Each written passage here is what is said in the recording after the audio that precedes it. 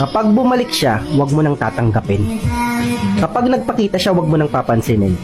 Kapag sinabi niyang mahal ka pa niya, huwag kang maniniwala. Isipin mo yung mga araw na baksak yung sarili mo. Yung anxiety at depression na iniwan niya sa'yo.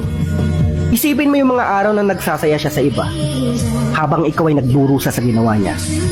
Isipin mo yung mga gabing umiiyak at halos hindi ka makatulog. Saka iisip kung saan ka ba nagkulang sa inyong dalawa.